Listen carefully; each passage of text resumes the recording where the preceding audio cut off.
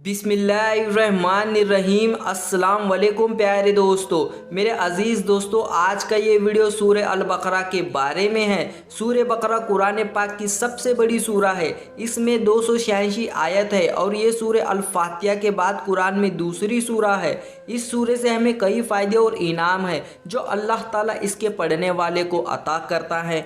जो शख्स लंबे वक्त तक के लिए सूरतुल बकरा की तिलावत करे वो अपनी ज़िंदगी में अजीब व गरीब चीज़ों को देखेगा, उसके जिस्म में बड़ी बड़ी बीमारियों से शिफा पाएगा, उसके रिज़्क़ में इजाफा होगा और उम्र में बरकत होगी। मेरे अजीज़ दोस्तों, आज 26वीं रजब है यानी शब महराज है। तो मैं सरकार दो आलम सल्लल्लाहु अलैहि वसल्लम की इन 4 लाइनों को पेश करता हूँ। एक सवाल बार बार दोहराया गया, मेरे महबूब मांगो क्या मांगते हो? एक ही जवाब आया, मेरी उम्मत की मग़फ़िरत, मेरी उम्मत की मग़फ़िरत। आप तमाम अहले मुसलमानों को शब महराज मुबारक। अल्लाह ताला की बारगाह में दुआ है, अल्लाह ताला अपने प्यारे हबीब के सदक़े हमें तमाम उम्मत मोहम्मदिया की मग़फ़िरत फ़रमाए और हमें दीन इस्लाम के अहकाम को मुकम्मल अमल करने वाला बना दे। अल्लाहुम्मा आमीन। मेरे अज़ीज़ दोस्तों, आप जिस लिए वीडियो देख रहे हैं, सूरह अल बकरा के क्या फ़ायदे हैं ये आपको पूरी तसल्ली से बताते हैं। वीडियो को आखिर तक ज़रूर देखें और अभी तक आपने हमारे चैनल अल्फाज़ हदीस को सब्सक्राइब नहीं किया है तो सब्सक्राइब कर ले। तो चलिए मेरे अज़ीज़ दोस्तों, वीडियो शुरू करते हैं। अल्लाह के रसूल सल्लल्लाहु अलैहि वसल्लम के एक और सहाबा भी हैं जिनका नाम है हज़रत हुसैन रज़ियल्लाहु ताला अन्हु। वो घर में बैठे सूरह अल बकरा की तिलावत कर रहे थे। उनका बच्चा करीब सो रहा था और उनके बाजू में उनका घोड़ा भी बंधा हुआ था। जैसे ही वो सूरह अल बकरा की तिलावत करते हैं तो उनका घोड़ा उठकर बिनबिनाना शुरू कर देता है। फिर वो तिलावत को रोक देते हैं, वो फिर पढ़ते हैं तो फिर वो घोड़ा बिनबिनाना शुरू कर देता है।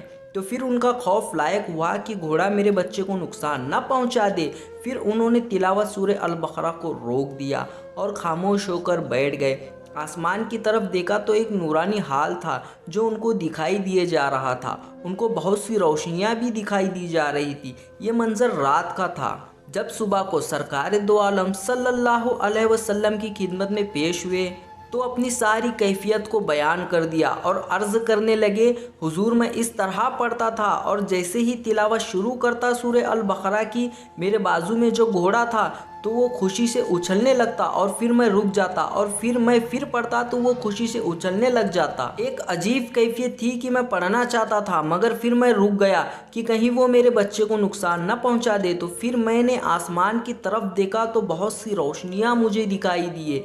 तो मेरे हुजूर मुस्कुराए और फिर फरमाए, क्या तुम जानते हो वो रोशनियाँ क्या थी? तो फिर अर्ज़ किया कि हुजूर मैं नहीं जानता। तो फिर अल्लाह के रसूल सल्लल्लाहु अलैहि वसल्लम ने फरमाया कि वो अल्लाह के फ़रिश्ते थे जो सूरह अल बकरा की तिलावत सुनने के लिए ज़मीन पर उतरे थे और वो आपकी तिलावत सुन रहे थे। अगर तुम तिलावत करते जाते वो सारी रात उतरते रहते और यहाँ तक कि सुबह उनको लोग अपनी आंखों से देख लेते।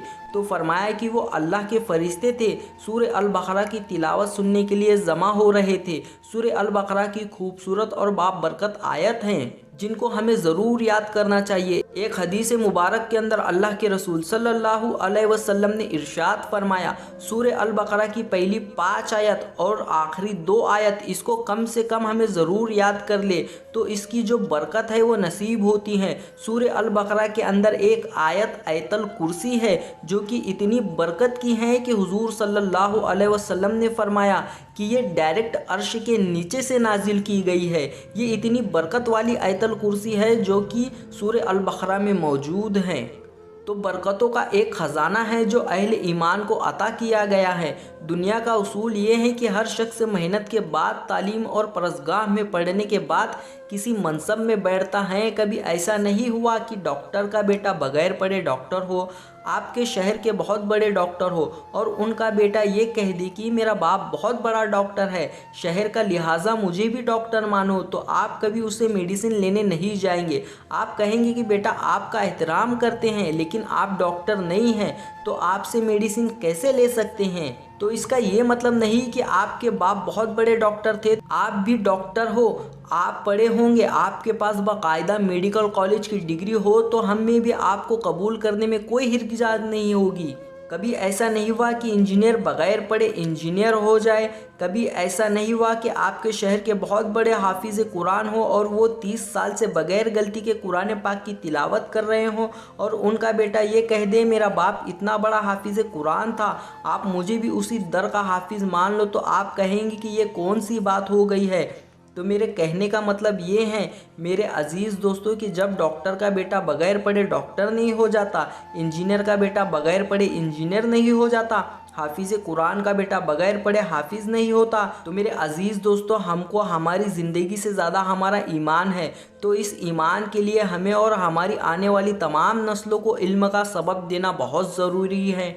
आजकल हम ऐसे भी लोग देखते हैं कि उनको इस दुनिया की पड़ी है, आखिरत की नहीं पड़ी है। हम इस दुनिया में अपनी आखिरत बनाने आए हैं, ना कि इस दुनिया को हमें अपना बनाना है। आजकल लोग दीनी तालीम देने के बावजूद दुनिया की तालीम देना ज़रूरी समझते हैं। हमें अपने बच्चों को कुरान शरीफ की तिलावत सबसे पहले सिखानी होगी। उनको बताना होगा कि हमारे आका सरकार दो आलम सल्लल्लाहु अलैहि वसल्लम ने अपनी ज़िंदगी कैसे गुजारी, हमारे जितने सहाबा थे उन्होंने अपनी ज़िंदगी कैसे गुजारी थी। अल्लाह ताला की बारगाह में दुआ है हमें सुनने से ज़्यादा अमल करने की तौफीक अता फ़रमाए और हमें और हमारे बच्चों को दीनी मालूमात देने की तौफीक अता फ़रमाए। आमीन या रब्बुल आलमीन।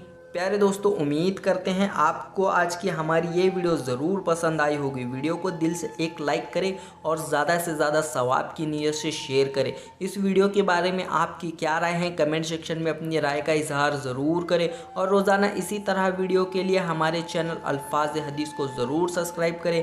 हम मिलते हैं फिर एक नए वीडियो के साथ में, तब तक के लिए अस्सलाम वालेकुम, अल्लाह हाफिज़।